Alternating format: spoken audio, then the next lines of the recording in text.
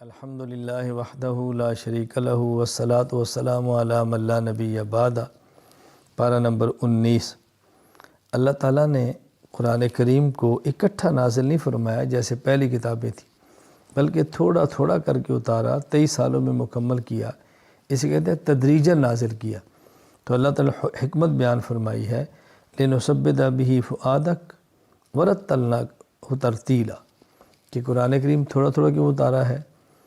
اللہ اکبر۔ حفظ کرنا آسان ہے، سمجھنا آسان ہے، احکام کا ضبط کرنا آسان ہے، عمل کرنا آسان ہے۔ اللہ تعالیٰ فرماتا ہے کہ ہم نے تھوڑا تھوڑا اتارا ہے، ہم اس سے آپ کا دل پختہ کرتے ہیں، مضبوط کرتے ہیں، اور قرآن کریم کو ترتیل کے ساتھ آپ کے سامنے، تاکہ اس طرح ترتیل کے ساتھ آپ اس کو ادا کریں۔ تھوڑا تھوڑا دیا ہے، اس میں ذرا آسانی رہتی ہے۔ بھیا کو سارا اکٹھا دے دیں تو اس کو پڑھنے میں دقت پیش آتی ہے، عادی بنایا ہے۔ تو اللہ تعالیٰ نے حکمت بیان فرمائی ہے قرآن کریم کو تھوڑا تھوڑا نازل فرمانے کی۔ اللہ تعالیٰ نے فرمایا کہ دیکھو میرے پیغمبر یہ آپ سے مطالبہ کرتے ہیں، پہلے بھی قومیں پہلے قومیں بھی انبیاء علیہ السلام سے مطالبہ کرتی تھی، کوئی نئی بات تو ہے نہیں۔ اللہ تعالیٰ اپنے نبی کو تسلی عطا فرمائی ہے، وَلَا يَأْتُونَكَ بِمَثَلٍ إِلَّا جِئْنَاكَ بِالْحَقِّ وَأَحْسَنَ تَفْسِيرًا۔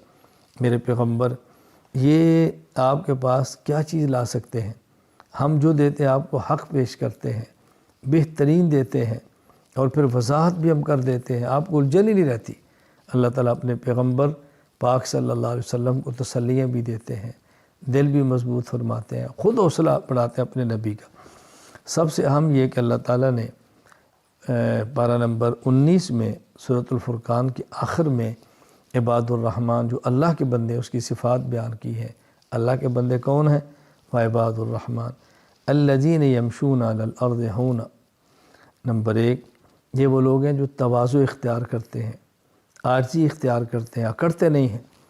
اور یہ وہ لوگ ہیں جاہلوں سے اعراض کرتے ہیں، جو جاہل ہیں، ضدی ہیں، ان سے بحثیں نہیں کرتے، بس ان سے علیحدگی اختیار کر لیتے ہیں۔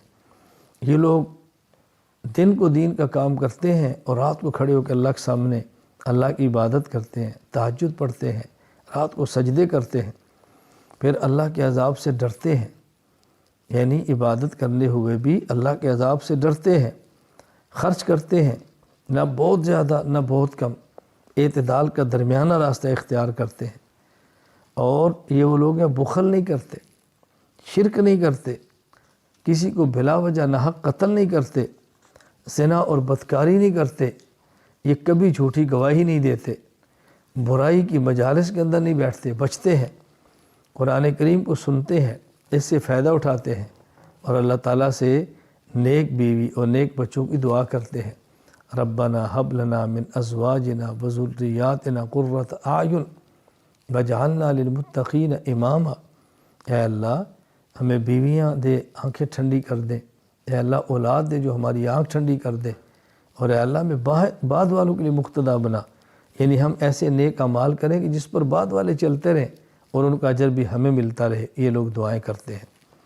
سورۃ الشعراء، کیونکہ اس سورت میں شعراء کا ذکر ہے، والشعراء یتبعہم الغاوون، اس لیے سورت کا نام بھی سورۃ الشعراء ہے۔ اللہ تعالیٰ نے اپنے پیغمبر کو فرمایا کہ اے پیغمبر آپ محنت کرتے ہیں، آپ فکر کرتے ہیں، آپ ان کے لیے کرتے ہیں، لیکن لعلک باخع نفس کا اللہ یکونوا مؤمنین، اگر یہ لوگ ایمان نہ لائیں تو کیا ان کے ایمان نہ لانے کی وجہ سے آپ اپنے آپ کو ہلاک کر دیں گے؟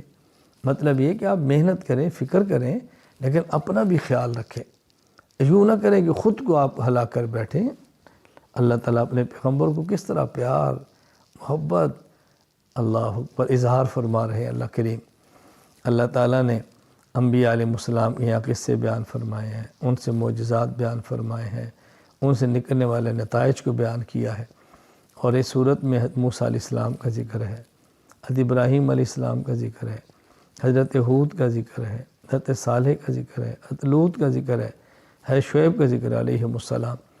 آخر میں اللہ تعالیٰ نے قرآن کریم کی حقانیت کو بیان فرمایا۔ کیسی پیاری بات فرمائی ہے، قرآن کریم کو نزل بہ الروح الامین، جبرائیل امین لے کر آئے، وَإِنَّ فِي زُبُرِ الْأَوَّلِينَ اللہ اکبر۔ یہ قرآن ہے جس کا ذکر پہلی کتابوں کے اندر بھی ہے۔ رسول اکرم صلی اللہ علیہ وسلم کو اللہ فرماتے ہیں وَتَوَكَّلْ عَلَى الْعَزِيزِ الرَّحِيمِ الَّذِي يَرَاكَ حِينَ تَقُومُ وَتَقَلُّبَكَ فِي السَّاجِدِينَ۔ اے پیغمبر اس اللہ پر بھروسہ رکھیں، اللہ آپ کا چلنا پھرنا سجدے کرنا عبادات ہر چیز کو دیکھتے ہیں۔ اور غرض شعراء کی اللہ نے تردید فرمائی ہے کہ دیکھو جو وَالشُّعَرَاءُ يَتَّبِعُهُمُ الْغَاوُونَ أَلَمْ تَرَ أَنَّهُمْ فِي كُلِّ وَادٍ يَهِيمُونَ۔ یہ ہر قسم کی وادی کے اندر جاتے ہیں، گندے اور ٹھیک ہر باتیں کہتے ہیں۔ اللہ تعالیٰ نے شعر کو پسند نہیں فرمایا، وَمَا عَلَّمْنَاهُ الشِّعْرَ وَمَا يَنبَغِي لَهُ، پسند نہیں فرمایا۔ ہاں جو شخص ایمان لائے اور اس شاعری کے ذریعے اللہ کے دین کی مدد کرے تو کوئی حرج نہیں، جائز ہے۔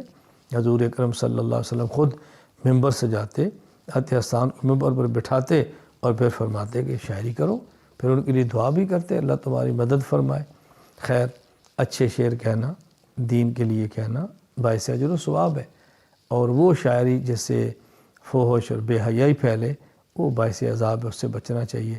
وآخر دعوانا ان الحمد للہ رب العالمین۔